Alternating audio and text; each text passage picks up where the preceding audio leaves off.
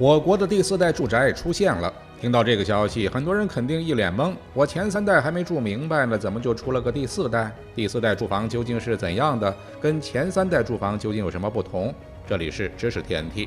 第4代住房是在第3代住房的居住理念上升级而来，所以要了解第4代住房，我们首先就要知道前3代住房是什么。第1代住房是茅草房，第2代住房是砖瓦房，第3代是电梯房。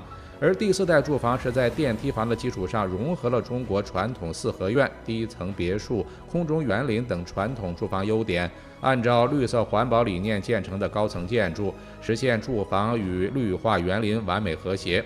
成都的7城市森林花园小区就是第4代住房的典型代表。这个小区也是国内首个第4代绿色住房小区，建成于2019年。建筑每层都有公共院落，有开放式走廊和面积小到40平方米、大到100平方米的空中花园。人们可以在园中自由种植花草、种菜，也可以在走廊中遛弯、遛狗、停车、晒太阳。廊桥、假山、瀑布应有尽有，城市生活在门口就能轻松实现，把人从拘束的家中释放出来，出门就能散步，方便又省事。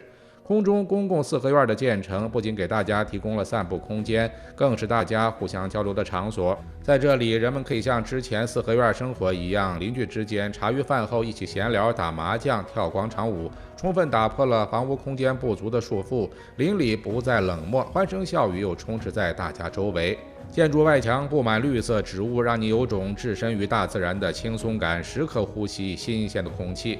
彻底改变城市钢筋水泥林立的窒息感，使家变为园林，城市变为森林，实现人与住房、住房与城市、城市与自然的相互和谐。当你还在抢购第3代住房时，第4代住房都要来了。随着人们对居家生活的日渐重视，明显电梯房已经不能满足人们的居住需求，家也不应该只是钢筋混凝土的简单堆砌。因此，第4代住房应运而生，足够大的活动空间，在家自由种菜的田园生活，邻居间酒足饭后的闲聊，满眼的绿色植物，门口就能呼吸新鲜空气。绿色可持续的居住理念，这正是时下人们生活所需要的。目前，我国也在大范围开展森林城市住房的试点工作。除了最著名的成都7城市花园森林小区，还有南京垂直森林项目，采用独特的双层双塔造型，引人注目。湖北黄冈居然之家城市综合体，通过住宅玻璃与住宅外墙的交错搭配，实现视觉平面上的魔方炫酷堆叠。贵州万峰谷垂直森林在保留原有地形的基础上大胆创新，外观仿佛连绵的丘陵，房屋就是自然风景的一部分。福州国贸天晴湾采用的设计颠覆了传统，对建筑曲面化处理，楼层像是钢琴键一样。第4代住房整个建筑还有着自动循环利用的灌溉系统，依靠房屋顶的太阳能光伏板发电，能做到真正的绿色生活、环保生活，为人们提供愉悦和舒适的生存空间，将人类的生态本质与周遭自然环境融为一体。住高层也每户都带花园，这样的住宅真的好吗？近年来，以成都7城市花园小区为代表的第4代住宅逐渐兴起，为啥还没有在全国范围内推广呢？根本原因还是第4代住宅的理念是没有问题的，但是实际落实中存在一些问题。